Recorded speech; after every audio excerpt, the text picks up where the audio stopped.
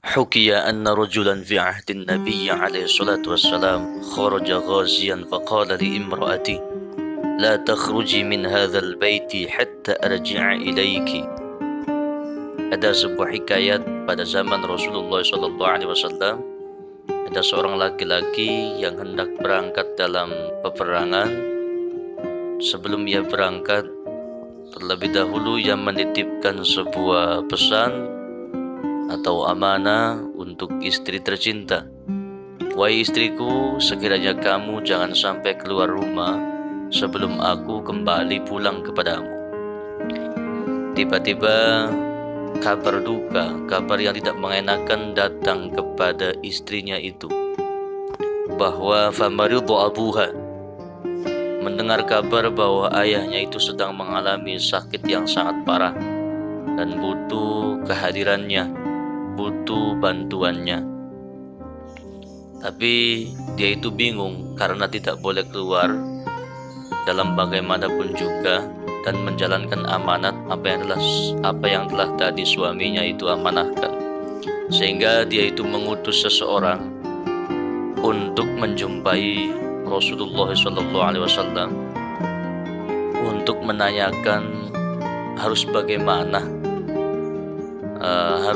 bagaimana saya menyikapi dan juga apa yang harus saya lakukan. Faqala alaihi salatu wassalam, maka Rasulullah SAW bersabda, ati'i zaujik, taatilah atas apa yang telah suamimu amanahkan. Wa qadha marratan ba'da marratin, dan pertanyaan ini, utusannya ini bolak-balik menjumpai Rasul, bahwa ya Rasulullah, manakah yang lebih tepat, manakah yang harus saya kerjakan, manakah yang harus saya lakukan, apakah tetap berdiam di rumah atau menjumpai ayah yang sedang sakit? Maka jawaban Rasulullah tetap ati'i zaujik, taatlah atas apa yang telah suamimu amanahkan. Karena wanita itu adalah wanita yang salihah, wa ata'at zaujaha wa lam takhruj minal baiti, sehingga wanita itu taat atas apa yang telah suaminya itu amanahkan dan juga ditopang dengan arahan Rasulullah SAW. Tiba-tiba kabar duka menjumpai lagi, famata abuha, ada yang mengabarkan bahwa ayahnya itu telah meninggal dunia. Walam tarahu, dan dia pun tidak mengetahui ayahnya itu meninggal dunia. Maka karena dia adalah wanita yang salihah, fasabarat ala dzalik hatta raja'a zawjuha ilaiha, sehingga ia tetap bersabar dan terus bersabar sehingga suaminya itu pulang di hadapannya. Maka sudah menjadi keumuman kalau ada sesuatu yang lain akan menjadi perbincangan masyarakat banyak. Dan wanita ini pernah dituduh adalah wanita yang durhaka, anak yang durhaka, karena tidak mau menjumpai ayahnya pada saat sakit, bahkan sampai meninggal ayahnya itu tidak mau datang.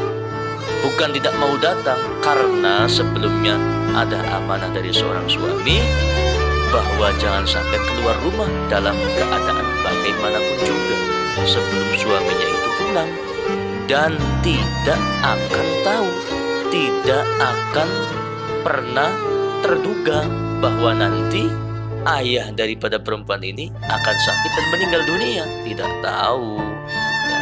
Maka langsung peristiwa ini dijelaskan dan diarahkan yang sebenar-benarnya oleh Rasulullah SAW. Fawahallahu ilan Nabi alaihi salatu wassalam, sehingga Rasulullah mendapatkan wahyu dari Allah Subhanahu wa taala bahwa annallaha qad ghafara laha, wanita itu telah mendapatkan ampunan dari Allah Subhanahu wa taala bi ta'ati zaujiha, sebab wanita itu taat atas perintah suaminya. Tentu wanita yang solehah itu tidak gampang. Kita semua selalu mendambakan wanita yang solehah, baik itu istri kita, baik itu anak-anak kita. Maka berawallah dari diri kita pribadi menjadi orang yang soleh. Insya Allah bukan hanya sekedar lisan, tapi kalau langsung dikerjakan, langsung mencontohkan, maka sinar atau nur cahaya daripada qalbu kita akan menyinari orang-orang yang ada di sekitar kita, sehingga ikut akan kebaikan yang kita ajak, yang kebaikan yang akan kita kerjakan. Ya, maka dari sahabat Abdurrahman bin Auf annahu qala, tentang wanita yang solehah, di antara peran wanita yang solehah, Rasulullah sallallahu alaihi wasallam bersabda, "Al-mar'atu shalihatu khairun min alfi rajulin ghairu shalih." Wanita yang solehah itu lebih utama daripada 1000 laki-laki yang tidak soleh. Wa ayyuma imra'atin khadamat zawjaha sab'ata ayyamin ughliqa 'anha sab'atu abwabin nar. Kalau ada seorang wanita selama 7 hari saja, tidak lama-lama, berkhidmat melayani dengan ikhlas untuk suaminya, maka tertutup 7 pintu yang ada di neraka. Melayani suami, tentu kalau suaminya soleh, tidak akan menganggap istri yang selalu melayani itu istri yang selalu taat, seperti contohnya mencuci baju, mencuci piring, masak, mengurus anak. Suami yang soleh itu tidak menganggap bahwa istrinya itu seperti pembantu, bukan menganggap istrinya itu seperti babu, bukan. Karena semuanya ini adalah perintah dari Allah, perintah dari Rasulullah, yang mana ketika wanita mengerjakan satu kebaikan, satu ketaatan untuk suaminya, maka kebaikan itulah yang akan Allah berikan langsung kepada wanita tadi. Yang mana seorang laki-laki, kaum Adam, tidak akan pernah bisa mendapatkan keutamaan kebaikan dari wanita ini. Jadi khusus ada fadilah tersendiri, ya, seperti halnya ketika wanita yang sedang mengalami haid, ya, walaupun tidak sholat, walaupun terlihat tidak ibadah, tapi darah yang keluar ketika haid itu memiliki sisi keutamaan juga menurut pandangan daripada Allah Subhanahu wa Ta'ala, ya, karena sebagai bentuk kifarat, bentuk sebuah kompres untuk wanita itu semakin tinggi derajatnya, karena banyak pekerjaan-pekerjaan yang tidak bisa wanita tiru dari seorang laki-laki, dan juga laki-laki ada satu hal yang tidak bisa meniru amaliyah solehah yang dikerjakan oleh wanita yang solehah ini, ya. Ketika 7 hari saja ikhlas melayani suami, maka akan tertutup 7 pintu kejelekan, 7 pintu yang ada di neraka, 7 pintu kesengsaraan, ya. Wa futihat laha samaniyatu abwabil jannah tadkhulu min ayyiha sya'at bighairi hisabin. Dan akan terbuka 8 pintu barokah, 8 pintu kesenangan, 8 pintu rahmat yang ada di surga itu, yang akan nanti juga akan terasa walaupun kita masih hidup di dunia ini, akan terasa 8 pintu nikmat itu akan terbuka karena atau berkat wanita yang solehah. Tentu wanita yang solehah insya Allah akan bertemu dengan laki-laki yang soleh juga. Dan kalau sekiranya menemukan wanita yang solehah, suaminya juga soleh, maka tidak akan ada konsep, tidak akan ada